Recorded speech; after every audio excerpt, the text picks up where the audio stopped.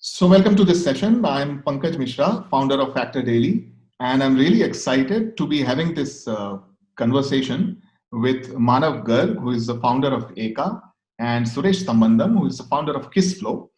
Uh, Both Suresh and Manav are among two of the important personalities who are not just founders of great SaaS startups to have come out of India, but also the people who are shaping India's SaaS industry. And if you look at India's SaaS landscape, people are talking about it as the next big thing after the Indian IT industry, which is now over $150 billion, close to $200 billion actually. And the big question for all of us in the community and the SaaS Bhumi, which represents all the important SaaS companies that are from India, is how can we turn this around? How can we take this to $100 billion revenue mark and beyond? And how can we create companies that become institutions who create jobs, new employment, and opportunities for everyone? So I'm really excited to welcome all of you as part of this Bangalore Tech Summit session. Welcome, Manav and Suresh, both of you again. Thank you. Thanks. Nice, nice. So let us, give us a sense, maybe starting with Suresh, give us a sense of how did you all come together? Because how did this become a kind of a movement? How did this become SaaS Bhumi, as we all know now? Give us where did you come from, and then we will get into how do we go from here. Yeah, actually, our journey goes very long journey. In fact, we started Manav, me. Try to recollect it. We were originally part of those 10 black shirts for NASSCOM Product Conclave, where we wanted to move the product revolution in India. Where at the time NASSCOM was primarily focusing on IT services companies.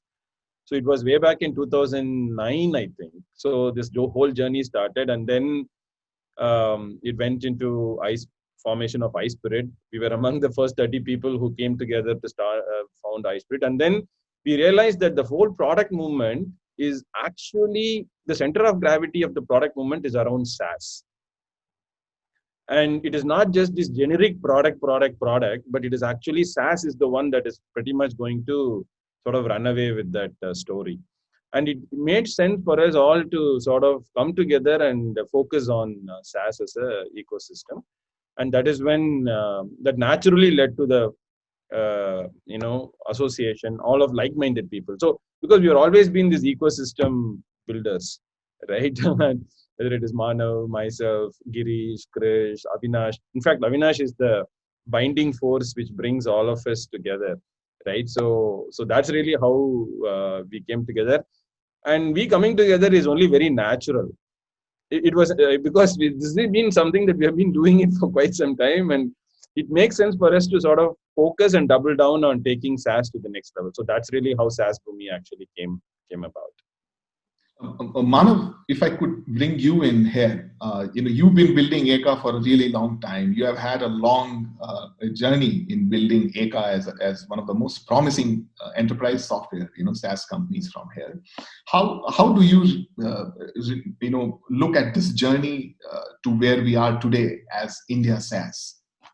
So I think first of all, building companies anyway a long-term process, right? So I think it's a journey we all enjoy, and so is actually building this ecosystem, right? So whenever you look at, like Suresh said, when we look at the ecosystem, building, it is typically you think in decades. You don't think in years and months and quarters as we do while running our companies, right? So that's how I actually also see the building of this ecosystem in decades, right? We'll figure the early decades of you had Sasken and other companies who were more, telecom and oriented. So we had first decade of companies there. And the second wave of companies came like Eka was there, which is primarily enterprise software, started with license-based, and not many, product drivers were there in India at that time. Service was really booming. And now, since I think last 10, 15 years, it is all about SaaS, right? So I think it is, so in my understanding, the thing which has bound us together is, deep faith to that product story will finally take off, right? And we've been talking for almost 20, 25 years now. of that it will take off. And what has happened in the past decade, I would say 10 years, is that there is a forces of cloud that has come together, right? Which was non-existent, 15 years back. There is more funding available in ecosystem in general, so risk-taking ability has gone up, and the general mood of entrepreneurship driven by government policies to some extent, because if there was a startup event, and there are a lot of accelerators now sprung up across the country, right? So all that has made the difference for it to come together. And what bound us together is, as I think it's a pay forward movement. If you really ask me, the DNA of all of us, Suresh, me, Girish, Krish, Avinash, you, and many more, it is the pay forward, because we know that we'll have to learn from each other. There is nobody else to learn. There is no single template which exists there which we can copy. Silicon Valley evolved on their own. Eka has India has its own unique challenges and unique templates. So I think if you ask me in summary, I think it's a belief, the market opportunity coming together, and pay it forward DNA. Yeah, that's very well said. And Manav, of course, Suresh, thanks for giving the context to this.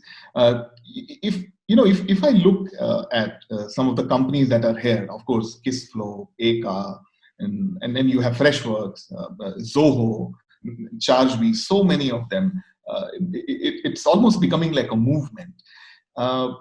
Where do you go from here, and how do you look at this aspiration of becoming $100 billion or something at scale? How do you articulate your vision in that sense? And can you spend, both of you, can you spend a little time on the overall vision as an ecosystem, and then we can get into how do we get there? Manav, you want to start first? Sure. I think we'll follow the same principle which we discuss in our companies also, right? To be able to compete in the global market, because you have to be 10x better, right? They started with Apple, and all of them use the same framework. So today we have about the last survey we did under SaaS Boomi, right, which is the leading organization for SaaS.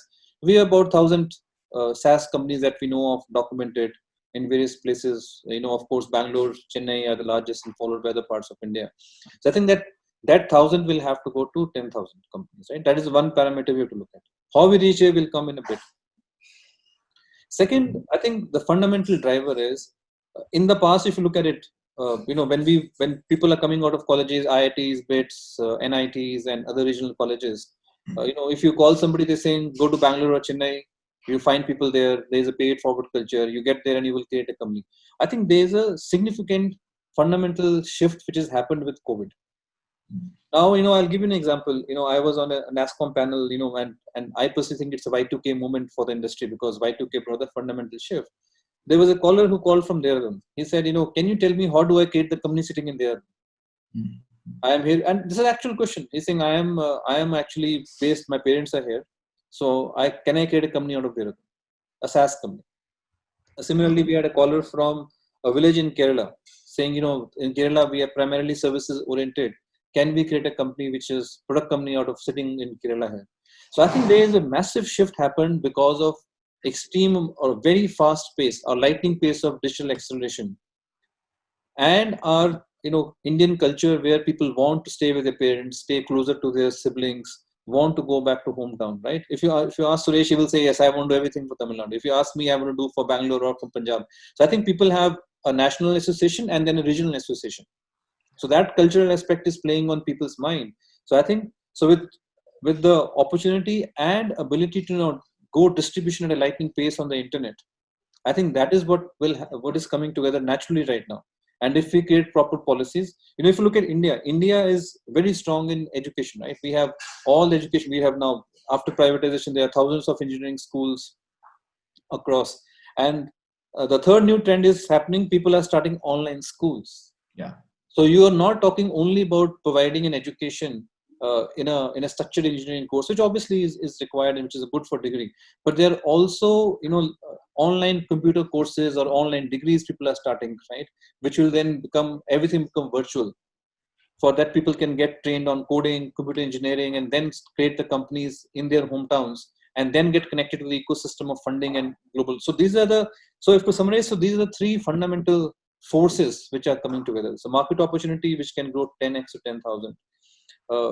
people can start in their hometown where they are, and India has very very robust structure to do that. And third is, in addition to your college education, you also have online schools and colleges are starting, which can, these three forces, I think, is what will have to come together to bring it here. Yeah. Suresh, you known for your bold vision, right? Sometime back, I remember on LinkedIn or somewhere you shared, a massive number in terms of the opportunity. I'll talk about that. No, I actually want to put this in perspective, right? I think we are talking about numbers. So I've been now branded as data, metrics, and numbers guy in the ecosystem because I keep putting out numbers every other day in social media. So let's look at this like this, right? India is at $3 trillion GDP. So let's start from there, right? And I actually, some time ago, I said in a keynote address at NASSCOM Product Conclave, which is 2018. That's the first time I made the presentation. I said, there is a $1 trillion value creation, not talking about revenue. I'm not talking about revenue, so let's not misunderstand that. $1 trillion value creation that's possible in SaaS, right? And which means that in the next 5 to 7 years, India is going to go from a $3 trillion economy to a $5 to $7 trillion economy. In that same time frame, the SaaS product industry can go from what it is today to that $1 trillion value creation, which is more like market cap. It's mostly like a market cap, right? Now, why, if anybody is starting a company, it doesn't make sense to start anything other than a SaaS company in the tech space. The simple reason is, a SaaS valuations are anywhere between 10x to 20x now in the venture world, right? Which means that even if you start an IT services company or anything like that, you're going to spend the same 5 to 10 years to make it big. And at the end of the day, when you build a $10 million company, and if you're in the IT services and you're getting 2 to 3x multiples, you're looking to build a $30 million company in terms of value, right? But if you invested the same 5 to 7 years and built out a SaaS company, which is quite reliably possible to succeed to that point right now, because there are so many playbooks available to get to $10 million. What is not available is get to $1 billion, there is no playbook. Okay.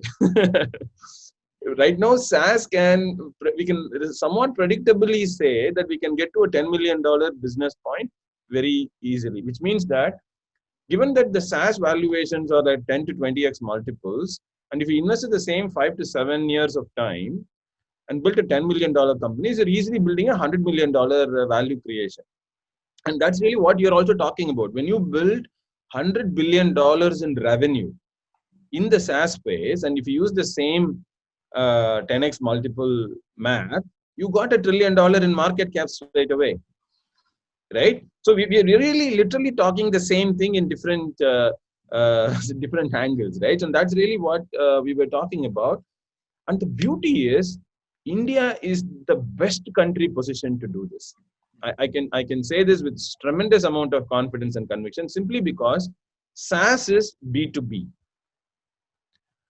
Unlike B2C, a college grad sitting in a dorm room in Silicon Valley, in Stanford, can imagine a B2C problem because he is part of the problem. He's a consumer in the B2C world, and he can imagine and build a product like Uber or Airbnb and things like that. Is something a college student by common sense can figure out and build a product. But it is very difficult to build a B2B product without common sense, with just common sense. It needs, B2B requires domain knowledge.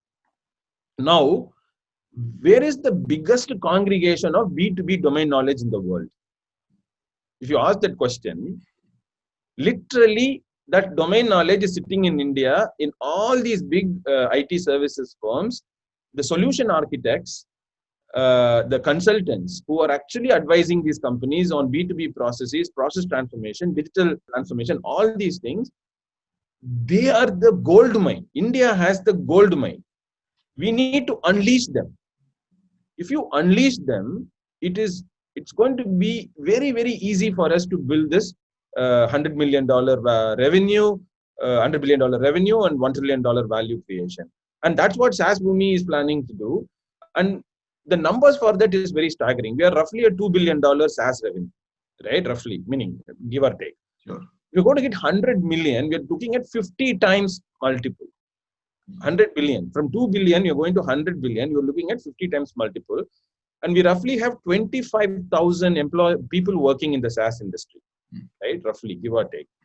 Which means the 25,000 you multiply by 50, you're looking at 10 lakh jobs, which is 1 million jobs. So that's going to change the way, the industry, the economy, the value creation, the power center shifting, everything is going to happen. And I think this is what is very, very exciting. And that's why, people at SaaS Boomi, or we are pushing together to create this bottom.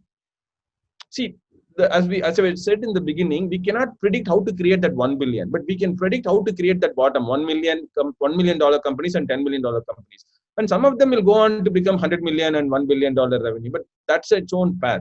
But if we as ecosystem builders can invest time and take these companies to that 1 million and 10 million mark, I think we have done our job. And as Manav was saying, it's a 20-year, like a 15-year, 20 years, a decades kind of a journey. And I think we are halfway there. Maybe another 10 years, we'll probably get there. That's really wonderful, especially the numbers and the context that you brought in, Suresh. Now, the big question in these times, everybody is asking is, for example, what is the jobs agenda? And you talked about how this will translate into new job creation.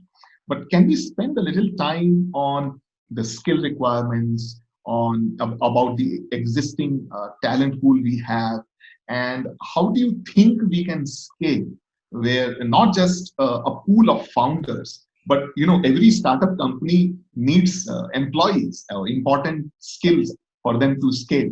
So what are your thoughts on that front, and how can we meet that challenge? Manav, you want to go first? Yeah, so I think I want to take it at a fundamental level, right? So we essentially, if you look at both Suresh and saying is, 10x companies, 1 trillion market cap, and 1 million jobs, right? Roughly, that's what the headline number is, right? Now, so the underlying to that you're talking about now, obviously, to create so many jobs, you need also a lot of skill development in engineering and other things that are required. But before we go there, I also want to bring one more fundamental driver. So skill is one driver. We should not forget the market opportunity driver. And I also want to bring India SaaS in that, because SaaS is a loosely defined term. So I want to give some examples of OK Credit, Khatabook, Dukaan, who are automating our kirana shops. Right? Who thought that we can automate the kirana shop and they will use the software for free and they will automate the accounting and then automate their web fronts, right? So that's actually bringing in the revolution. Now the business model may come from ultimately turning into e-commerce or fintech companies, right? But the underlying is it is automating a workflow, which is what SaaS is, right? At a very basic level. So I think it is also, we should, when we look at this, getting this opportunity, we should also talk about opportunity in addition to skill and obviously the funding environment, right? So I just want to bring, first of all, that into the picture. Now coming to the skill development, as I said, I don't think skill development is a big challenge. I think government already has a grassroots investment into all the government institute, RECs and local colleges. And then you have a bunch of online startups where you can now do a course. And then you are also free courses available on the internet where you can access the best professors. I think the COVID has anyway made technology and education more democratized than it ever was. So I don't think skill is a challenge for India. What challenge is actually, how do you look at the job creation paradigm?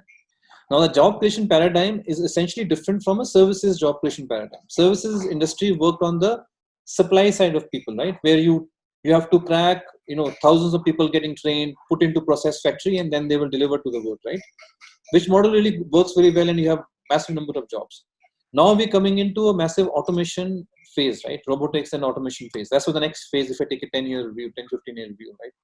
So that's where I think it's not that new jobs will not get created. If you look at the history, right? From the Stone Age to industrial, to farming, to industrial revolution, the jobs actually change hands. It's not that the jobs disappear. So first of all, I want to bring that perspective into picture. So when you look at the job creation opportunities here, we are not looking just purely the number of jobs, but also what average pay in the job, because people earn more, they than spend in the economy. Then you look at the ancillary industries, it starts along with it, right? So I think we should look at the entire ecosystem it will create. But to create the job, I think if we can spark in the rural areas and in tier 3 and tier 4 town, we will get this. I don't think skill building is a massive challenge. I think there's a lot of focus happening on skill building. As long as we get a basic engineering skill right, I think it is a era of massive leverage, right? You can write one code and you can change the world. And that's what I'm seeing in SMB sector in India. In agricultural sector, which is totally open right now, right? Whether it's using robotics to increase the farm output. So I think we should look at the ultimate impact on the GDP growth actually, with automation also, with the software automation. Suresh, how do you look at this job and skill agenda? I'll come at it in a slightly different angle. See, if you really have to see, SaaS has completely changed the cost or capital requirements to build a product company. So that's the first thing. What I really mean by that is, we really need only like first 10 people to create to $1 million in revenue. See, $1 million in revenue, which means like 7 crores. 7 to 7.5 crores. And as soon as you create $1 million in revenue, you got to a 70 crore valuation, right? So with 10 people, we imagine you can create a 70 crore value company in the matter of 2 to 3 years. So what is the skill that is required for that is, first, we need product managers. And where do we find that? Manu made a brilliant point, jobs change hands. Right? The solution architects who are sitting in IT services companies are our source for these product managers. Product manager is nothing but the founder, CEO, founder, CPO kind of a person, right? So he is the guy who understands the business process of a B2B company, and he can see how to transfer that as a one-off, instead of doing it as a one-off services. He can transfer that into a productized offering so that it becomes a SaaS offering. That's really what this is all about. So the first skill that we need is product managers. The second one we need is designers. See, the most important thing in a SaaS is design. Luckily, if you look at 10 years back, India always built very crappy software products, right? And some of this legacy UX experience is still there in some of the old products. If you look at, just still successful. I don't want to quote the name, right? Those products UX is very crappy. But if you look at like Kissflow or Freshworks or ChargeBee or Zoho, all these products, these are all used by thousands of customers in 100 plus countries. The experience is phenomenal. And that's one of the reasons why we have gone to global level. So Indian products are seen in comparison with global products because we have world-class user experience now. So which means after the product manager, the most important skill is design. Not even engineering. I would see there is a tremendous amount of, initially what people think that they know programming, they'll start building the product. No, that change is different. The engineering actually comes third. Then we need good marketers, because SaaS, if you want to reach to global scale, it is a marketing driven game. If you really look at it, it is not meaning I'm not saying this for everything, but there are certain SaaS companies, like if you're enterprise SaaS companies, it's a sales driven game. But if you want to scale to at the bottom of the pyramid, right? So if you're looking at from 1,000 companies, if you multiply it by 50, you're looking at 50,000 companies. If you want to create 50,000 companies, the way these companies will reach the world is through marketing. Then the fourth skill that is required is marketing, and then there are other skills. So these are the skills that, as an ecosystem, that we need to work on building those skills. And luckily, as Manav was saying, the fundamental skills are available because of college infrastructure and all of these things. But those are all freshers. But SaaS requires, not like in IT services, freshers are good enough. But to create a SaaS company, the first 5 to 10 people cannot be sort of freshers actually, right? So they need some background experience. And that experience is where we need to invest. And luckily, we have the IT services industry that can transform, because their automation is going. As Manu was saying, RPA is coming, automation is going. So their people are sort of going through some job challenges. And those talent can be repurposed and then and create a 10x more value creation. So roughly the mental model I was thinking is, if you do a quick math, there are like 100,000 companies in IT services in India today. And it took 30 years for IT services to get to 100,000 companies, small companies, medium-sized companies, big companies, all put together like 100,000 companies are there. So if you have to become this whole center of gravity more towards us, we need to get to somewhere like 50,000 or 25,000 to 100,000 companies we need to create. Yeah. That is really the overall vision and the skills that are required to make that happen. This is brilliantly put. In fact, this association with IT industry and all the solution architects that are sitting there wondering about their jobs and anxiety, this is such a great launch pad. You are very right. Yeah. The other thing that comes to mind is about the new opportunities, like the new breed of SaaS companies that are being formed. Manav, you talked about the market opportunities, new markets and all that. We are now coming out of this COVID phase, wherein, I mean, we've not come out yet, but we're just going through this. A few months ago, when I think we were having a conversation, we were wondering if survival itself looked so difficult. Now, having been through these past few months, if you were to look at those new opportunities that are emerging or the markets that you are talking about, how would you define these opportunities? What are some of them? So I think at a fundamental, we should, the way I think it is not just about the new opportunities, is also, I think the biggest factor in 10x is going to be the acceleration of the same opportunity. And I want to spend a minute on it. So if you go back even in SaaS Boom, in all the sessions in the last 3 years, we are saying, you can now 5 people can create company from India because we know how to create a product. It's easy to sit together in Bangalore or Chennai and code something and create a software for the world.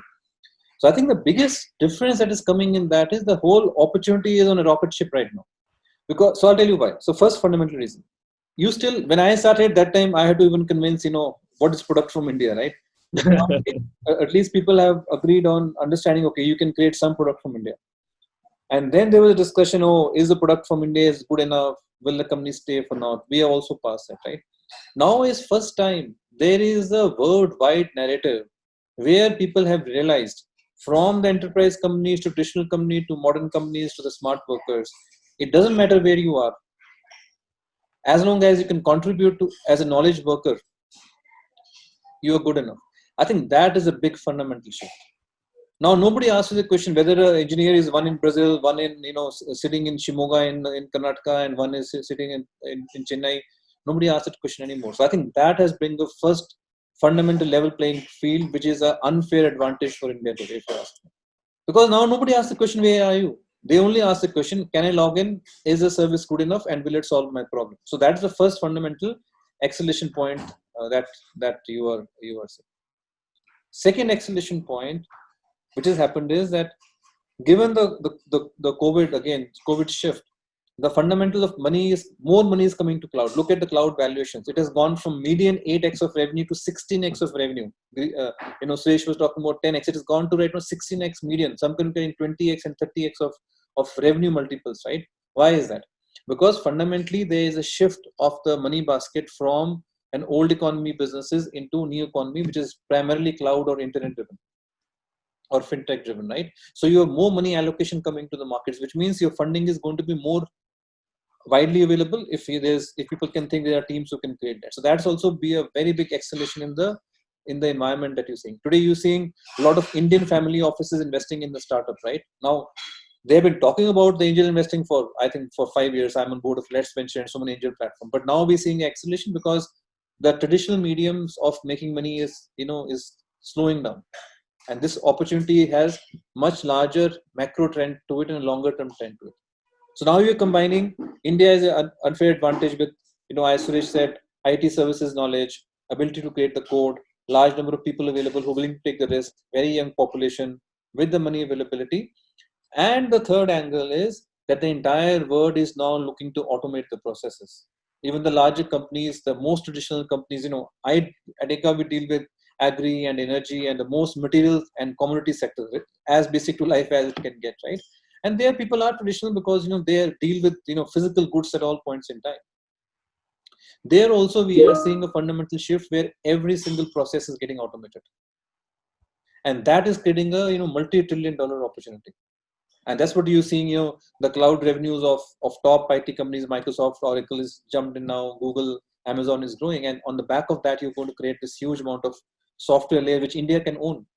all the SaaS software is what India is actually owning on all these clouds today, or it has opportunity to own that. I think these are the three fundamental shift, I think, which is leading to this huge market opportunity. And fourth, I think also government is doing a lot of internal policy work where they're giving incentives for automation. So let's not also forget that as India's GDP grow in the next 10 years from 2.5-3 trillion to 5-10 trillion dollars, we'll also see a lot of shift happening in the Indian economy where SMBs will get automated, because there's no option. Again, I'm saying that there's always a desire, but people never acted on it. It's the first time we are saying desire converted to action in such a short period of time. Because we could walk to last time, when did now you're scared to walk down to Kirana store to buy a bread. You want to go on the app and tell him, okay, can you give me a bread? Can you place my order on that, right? That is a big fundamental shift which is happening. So I think that's where therefore the market opportunity size has grown. Not only new market opportunity, I think there is a 10x acceleration in the existing opportunity itself. Suresh, just your thoughts. I have one slightly maybe off track, but I'm very thrilled about one point about SaaS is that, see, people always ask in India, how can we create a Silicon Valley in India, right? And to some extent, Bangalore has succeeded, at least in there. But my view is, India Silicon Valley is never going to look like Silicon Valley. India Silicon Valley will be distributed. The thing that is powering the distributed Silicon Valley is actually going to be SaaS. What I mean by that is, and the beauty is now we will get inclusive growth. Otherwise, what is happening is the cities like Chennai and Bangalore are getting concentrated wealth creation. Wealth creation is not getting distributed because these cities are becoming the wealth creation power centers, right? But what SaaS can potentially do is distribute this wealth creation across the country, because as Manav was saying, 5 to 10 people can get together and start a company in Tenkasi, in like where Zoho is running its company, right? And Zoho created another office in Renikunda, which is in Andhra. We have not even heard about this name. And there is another company, Kayako, which got sold now. It was in Jalandhar. Yeah. And there are companies getting created in Indore, right? And like Madurai and Coimbatore and Trichy, and meaning, since I know Tamil Nadu a lot, I'm talking about it. But I'm sure in every other state, this is happening, which means that this whole the ecosystem that we are thinking about in India is not going to be sort of concentrated in one place. And SaaS is going to make sure it is distributed, especially with COVID. Meaning, I was always thinking SaaS is going to happen this, and I think COVID has put some tremendous amount of tailwinds behind it, because if you take Kissflow, we have actually permanently moved to the remote model. For close to 40% of our employees gone back to their natives. Wow. Right? We said we're not going to open the office, and we work from home. And once in a month, we will meet in office and just have some, lunch, dinner, get together, some mela kind of an event. Then we are done. So everybody can go home, vacate your, permanent, homes in Chennai and go back. So which is completely changing the equation. SaaS combined with COVID is completely changing this equation. And that is very, very exciting for me. Then coming back to that opportunity, I think one thing which I wanted to say is that, see, there is always this cost of automation. It used to be extremely high before SaaS. What SaaS is bringing is getting the cost of automation down, which means this whatever you previously scoped out, saying that doesn't have ROI to automate, now will get scoped in. I think that is really what Mano was trying to say. Previously, you go to a company and then you say, hey, define the scope here, because we have only like $1 million budget. What we can do within that $1 million? So you define that boundary, and everything outside the boundary you scope out, saying that we won't do that because it won't be done in $1 million, right? When SaaS crashes that cost by 10x, now within that $1 million, you can actually do 10x of scope. So a lot of things are going to get automated, and that's going to create a little ripple effect, right? And that is really phenomenal, because SaaS is also accelerating this low-code, no-code adoption. There is another wave that is hitting now, right? The low-code, no-code wave is hitting now. And Kissflow is actually a low code, no code platform. So I think we have a great opportunity to ride the wave as well.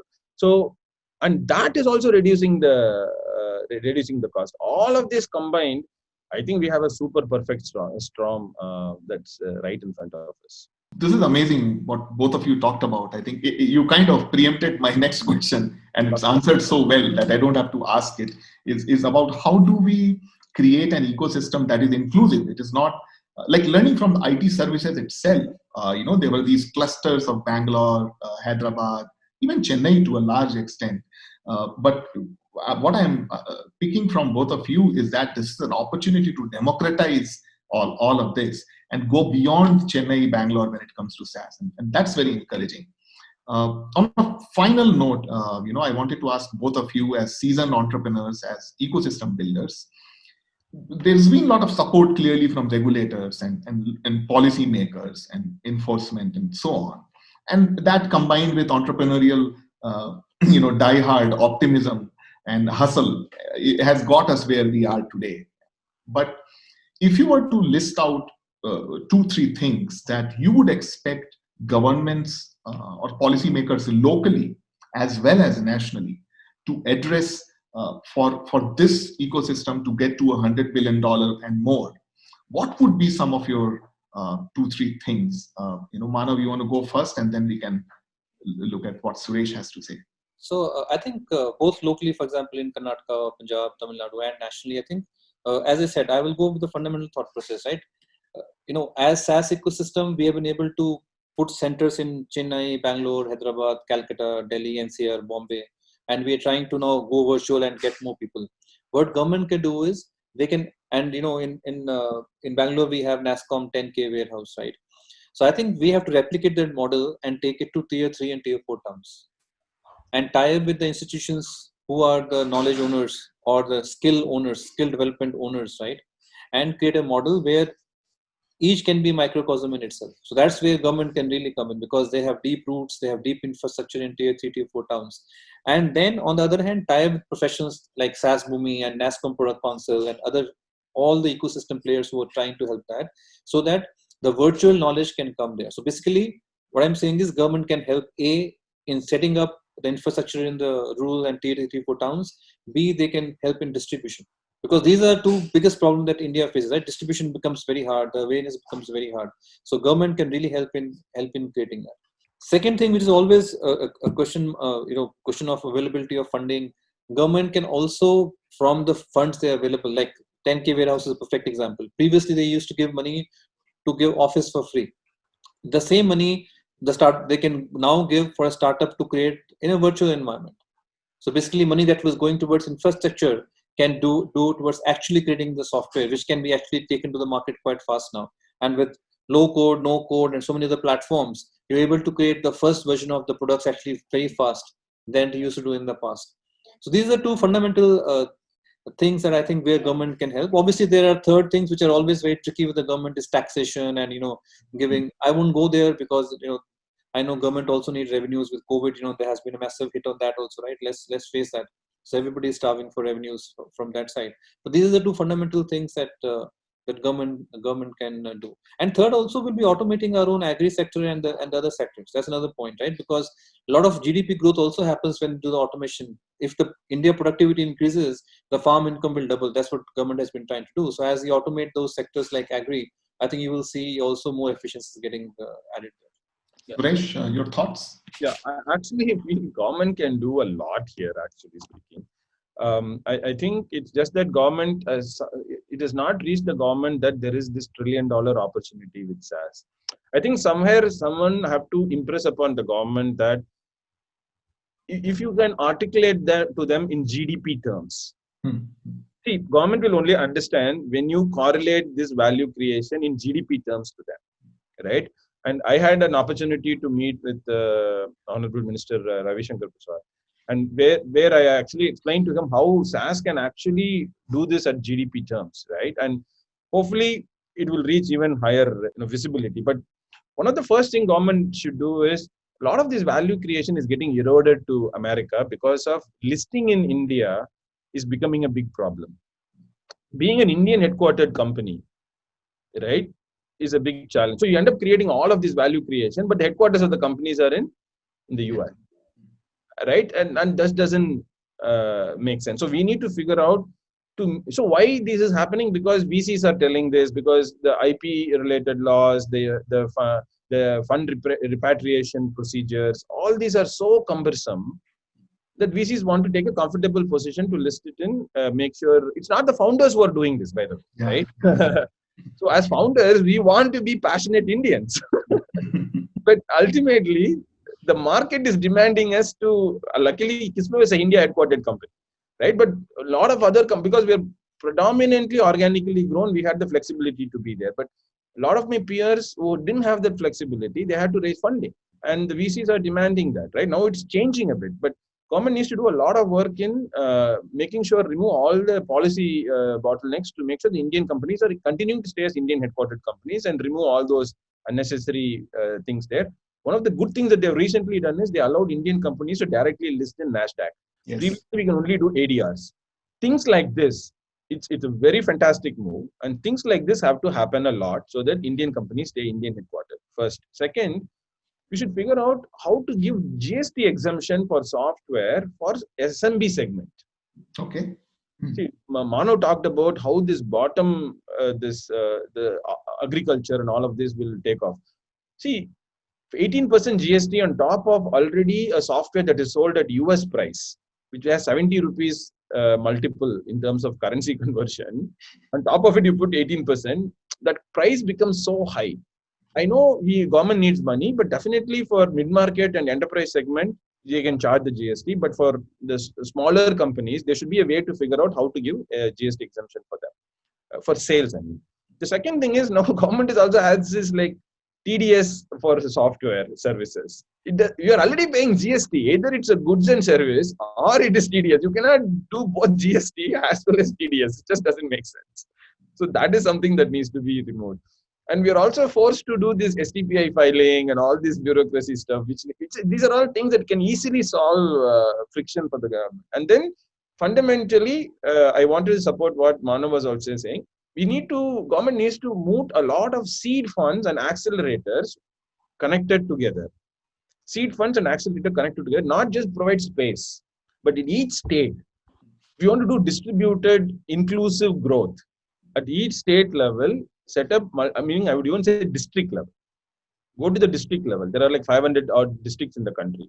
District level, set up small accelerators which are connected with some seed fund, because there is funding available once you cross the early stages. From Series A onwards, there is tremendous amount of funding available. But how to start off from there to get to the Series A level is where there is a financial gap.